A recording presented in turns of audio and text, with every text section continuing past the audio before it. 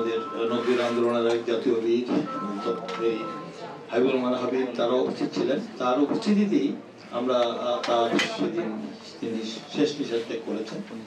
তো তাকে আমরা হারিয়েছি। তার যে রাজনীতির যে তার দীর্ঘদিনের যে তার রাজনীতির যে ইতিহাস, তিনি যে একটা নির্লোভ নির্মোহ নেতা ছিলেন এবং তিনি অত্যন্ত সাদামাটা জীবনযাপন করতেন। তার যে স্বপ্ন ছিল তিনি এই দেশে আপাতমস্তক চুল থেকে নখ পর্যন্ত তিনি জাতীয়তাবাদী চেতনায় ছিলেন এবং দেশের মানে একজন সাচ্চার দেশপ্রেমিক বলতে যাকে বোঝায় এবং দেশের স্বাধীনতা সার্বভৌমত্ব আধিপত্যবাদ স্মরণবাদ এবং আমাদের এই দেশের মানুষের ভাগ্যের উন্নয়ন, বিশেষ করে দেশের নিপীড়িত নির্যাতিত নিষ্পেষিত বঞ্চিত মানুষের অধিকারের জন্য তিনি সারা জীবন লড়াই করেছেন।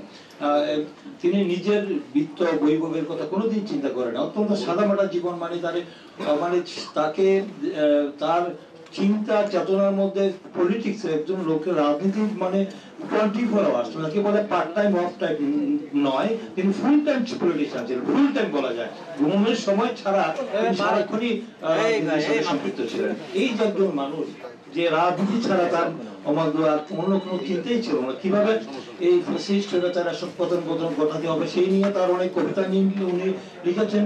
এবং তিনি যখন কোনো অনুষ্ঠানে আসতেন বক্তব্য রাখতেন, তিনি ছন্দ মিলিয়ে তিনি তখন স্বৈরাচারের বিরুদ্ধে কথা বলতেন এবং ফ্যাসিবাদ বিরোধী আন্দোলনে যে দীর্ঘ 16 বছরে তার যে ভূমিকা, প্রতিদিন অনুষ্ঠান আমরা যখন সর্বদলীয় ছাত্রলীগের পক্ষ থেকে যে অনুষ্ঠানগুলি করতাম সেখানে তিনি যে বক্তব্য রাখতেন, সেই বক্তব্যের মধ্যে কিন্তু তাকে সবসময় দেখতাম যে উনি নতুনত্ব কিছু বলতেন এবং তিনি চমৎকার ভাবে যে তার যে মেধা প্রজ্ঞা দূরদর্শিতা যে কোন বিষয়টি বলা উচিত সেই বিষয়টি চমৎকার ভাবে তিনি উপস্থাপনা করতেন, সন্দেহের আকারে মানে সেখানে বলতেন এবং এটা সবাই খুব আমরা উপভোগ করতাম, সেটা খুব সময়োপযোগী ছিল।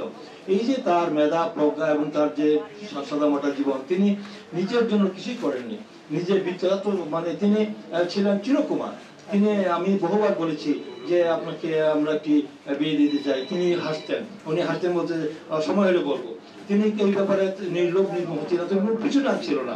এই জন্য সকাল থেকে রাত পর্যন্ত সারাক্ষণই তিনি পলিটিক্স নিয়েই ভাবতেন। পলিটিক্সের বাইরে কোনো আমার অফিসে যেতেন এবং তিনি অনেক পড়াশোনা করতেন।